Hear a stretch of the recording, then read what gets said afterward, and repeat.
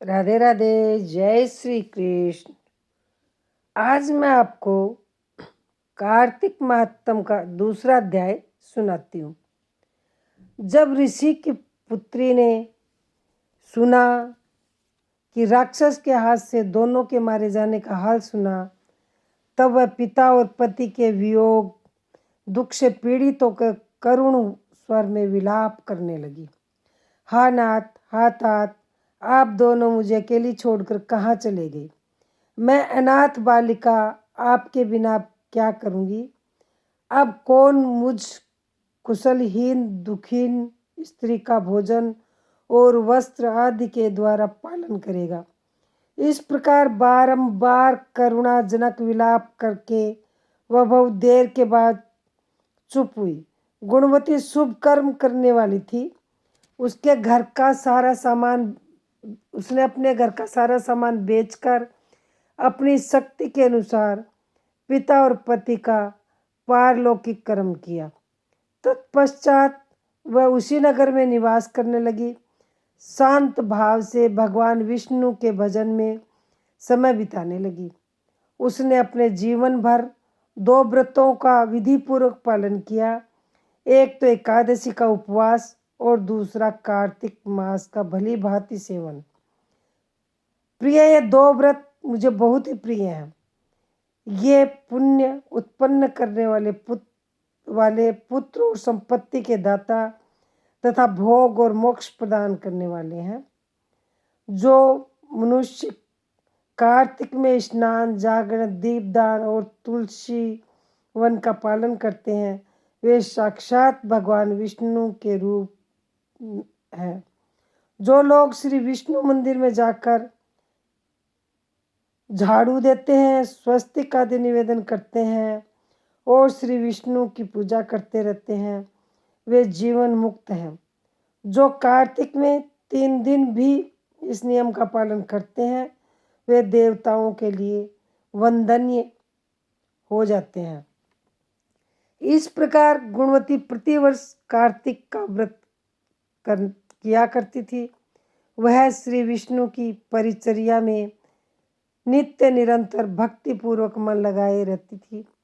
एक समय जबकि जरावस्था से उसके सारे अंग दुर्बल हो गए थे और वह स्वयं भी ज्वर से पीड़ित थी, किसी तरह धीरे धीरे चलकर गंगा के तट पर स्नान करने के लिए गई।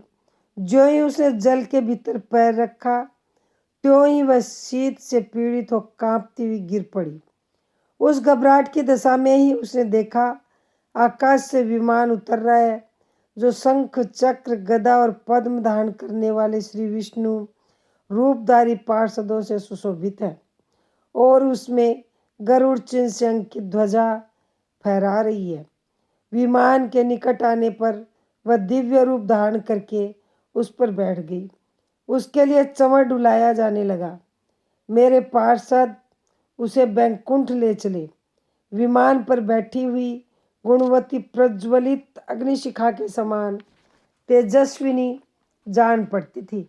कार्तिक व्रत के पुण्य से उसे मेरे निकट स्थान मिला। जो तुम्हारे पिता देव शर्मा थे, वे ही अब सत्राजीत हुए। सुबह चंद्र शर्मा की ही अक्रूर है और तुम गुणवती हो। कार्तिक व्रत के पुण्य से तुमने मेरी प्रसन्नता को बढ़ाया है।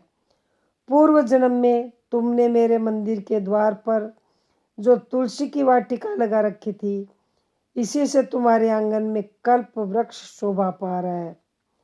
पूर्व काल में तुमने जो कार्तिक में दीपदान किया था, उसी के प्रभाव से तुम्हारे घर में यह स्थिर लक्ष्मी प्राप्त हुई है तथा तुमने जो अपने व्रत आदि सब कर्मों को पति स्वरूप श्री विष्णु की सेवा में निवेदन किया था, इसलिए तुम मेरी पत्नी हुई। मृत्यु प्रियत्न जो कार्तिक व्रत का अनुष्ठान किया है, उसके प्रभाव से तुम्हारा मुझसे कभी वियोग नहीं होगा।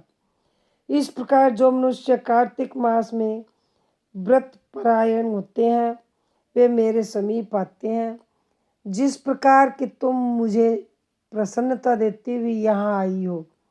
सूत जी कहते हैं, इस प्रकार जगत के स्वामी श्री भगवान के मुख से अपने पूर्व जन्म के पुण्यमय वैभव की बात सुनकर उस समय महारानी सत्यभामा को बड़ा हर्ष हुआ।